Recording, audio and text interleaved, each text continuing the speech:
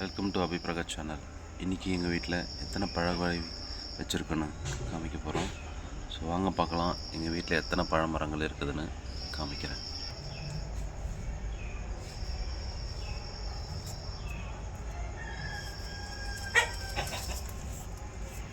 So முதல்ல அன்னாச்சி பழம். ஸோ இந்த செடி வச்சு பார்த்திங்கன்னா 2 வருஷம் ஆச்சு.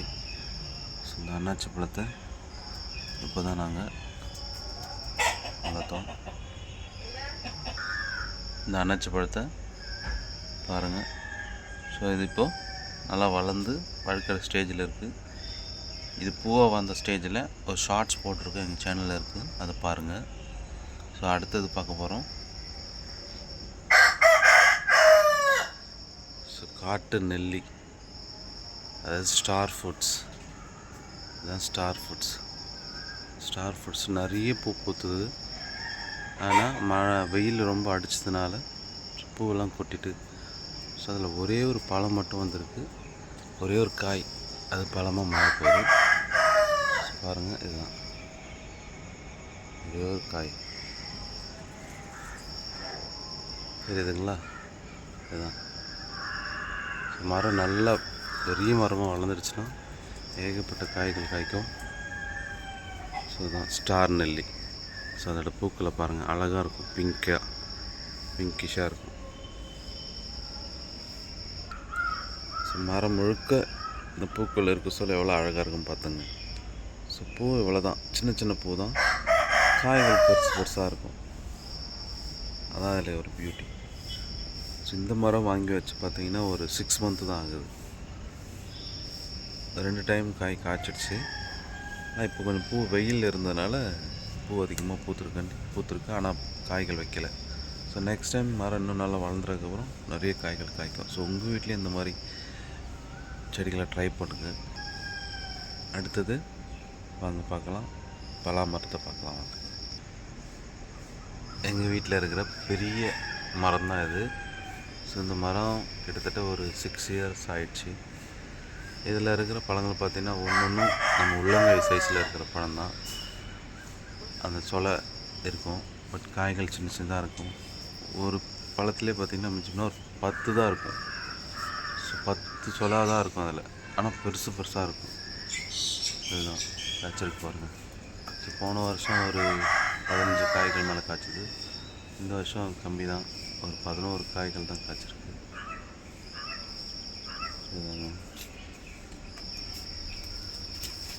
11 காய்கள் தான். ஒரு காய் அறுத்து சாப்பிட்டாச்சு.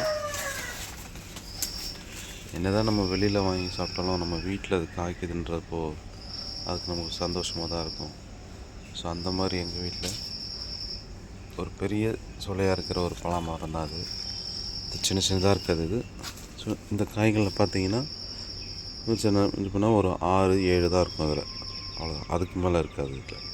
ஸோ ஆனால் நல்ல டேஸ்ட்டுங்க, வேறு லெவலு டேஸ்ட்டு. ஸோ நெக்ஸ்ட்டு நம்ம என்ன பார்க்கணும்னா நாட்டு சீத்தாப்பழம் மரத்தை தான் பார்க்க. ஸோ பக்கத்துலேயே தான் இருக்குது நாட்டு சீத்தா மரம். நல்லா உதிர்ந்துருக்கு, காய் எதுவும் வைக்கல. இப்போது பூ சீசன் இல்லை, இப்போ தான் பூ பூக்க போகுது. ஸோ இது நான் வர சொல்ல ஷார்ட்ஸை நான் உங்களுக்கு போடுறேன், சேனலில் பாருங்கள். அடுத்தது அது பக்கத்துலேயே சப்போட்டா. இதாங்க சப்போட்டா. போன வருஷம் நல்ல காய் தாங்க, அந்த சின்ன மரத்தில் காய்ச்சிடுச்சு. ஸோ இந்த வருஷம் உதிர்த்து இலெல்லாம் உதிர்ந்து திரும்பியும் பூக்க ஆரம்பிக்க போகுது சப்போட்டா மரம். இதுதான். ஸோ எங்கள் சேனலை வளர்ந்து வரும் சேனலு, கொஞ்சம் சப்போர்ட் பண்ணுங்கள், சப்ஸ்கிரைப் பண்ணுங்கள், பெல் ஐக்கானை அழுத்துங்க. ஸோ உங்கள் வீடியோலாம் வந்து நோட்டிஃபிகேஷனாக வரும். ஸோ பாருங்கள், மேலும் சப்போர்ட் பண்ணிட்டு இருங்க. நெக்ஸ்ட்டு பப்பாளி. அதுக்கு பின்னாடி அப்படியே பப்பாளி மரம் தெரியுதுங்களா? பேக் சைடில் பப்பாளி மரம். ஸோ ஏகப்பட்ட காய்ங்க, வேறு லெவல் மரங்க இது, பெரிய பப்பாளி மரம். ஸோ இப்போ எல்லாமே முடிஞ்சு போச்சு. திருப்பம் பூ பூக்குற காயெல்லாம் அறுத்துட்டோம், ஒரே ஒரு காய் மட்டும் கிடக்கு.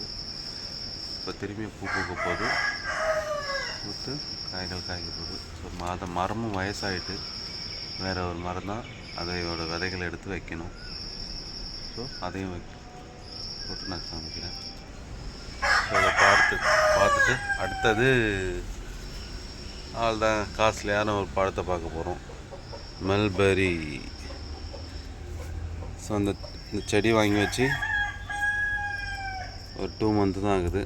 ஏகப்பட்ட காய்கள் காய்ச்சி சாப்பிட்டு முடிச்சாச்சுங்க. இதுதான் மல்பெரி.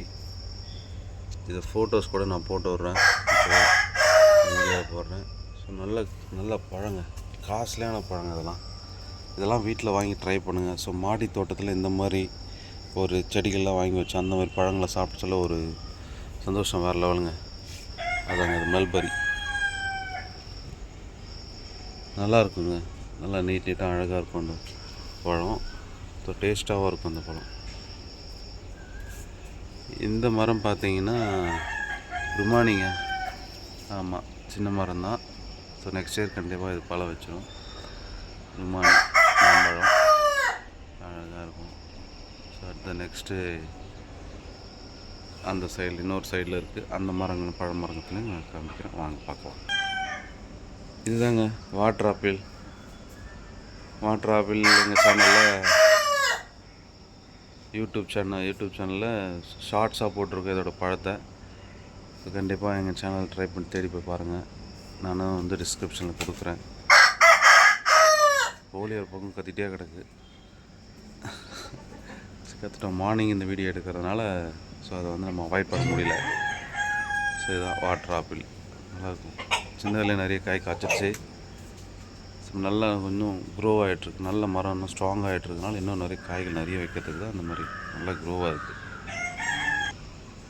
அடுத்தது வாங்க நாட்டு கொய்யா, அதாவது தாய்வான் பிங்க், அந்த கொய்யா தான் பார்க்க போகிறோம், வாங்க. இதுதாங்க தாய்வான் பிங்க் கொய்யா பழம்.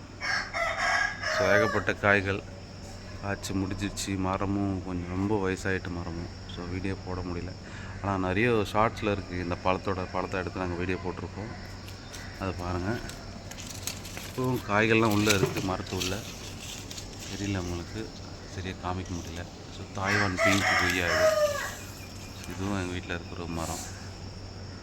அடுத்தது பார்த்திங்கன்னா மாமரம், தெரியுதுங்களா காய்கள் பாருங்க, மாமரம். ஸோ ஒட்டு மாம்பழம் இது, ஒட்டு மாம்பழம். இந்த மரம் பார்த்திங்கன்னா ஏகப்பட்ட காய்கள் இருக்குது இதில். இந்த வாட்டி நல்ல காய் காய்ச்சிருக்கு, நிறையவே காய்ச்சிருக்கு இந்த வாட்டி. இந்த மரம் பழுத்தாலும் பார்த்திங்கன்னா பச்சையாக தான் இருக்கும். ஸோ எல்லோ கலர்லாம் வராது இது, அதான் இதில் ஒரு பியூட்டி. இருக்குது, நம்ம காயின்னு நினச்சிருக்கோம், பார்த்தா பழுத்து தான் இருக்கும் காய்ங்கள்லாம். ஸோ நம்ம போய் தொட்டு பார்த்தா மட்டும்தான் அது வந்து ஓகே பழுத்துருக்கு அப்படின்ட்டு நம்ம வந்து அறுப்போம்.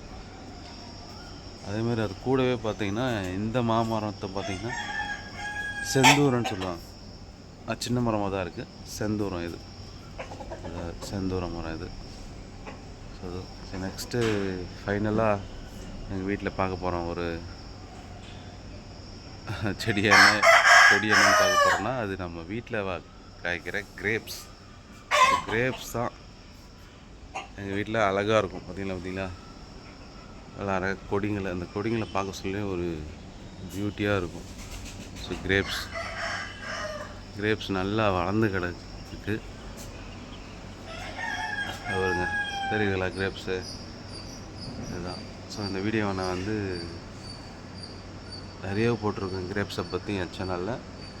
ஸோ கிரேப்ஸு நான் இதை அறுவடை பண்ணிவிட்டு மீண்டும் இந்த சேனலில் நான் வந்து அதுக்கு காய்கள் எடுக்க சொல்ல நான் போடுறேன். ஸோ அவ்வளோதாங்க எங்கள் வீட்டில் இருக்கிற கிரேப்ஸ் மரம்லாம் பாருங்கள். பூவும் எடுத்துருக்கு,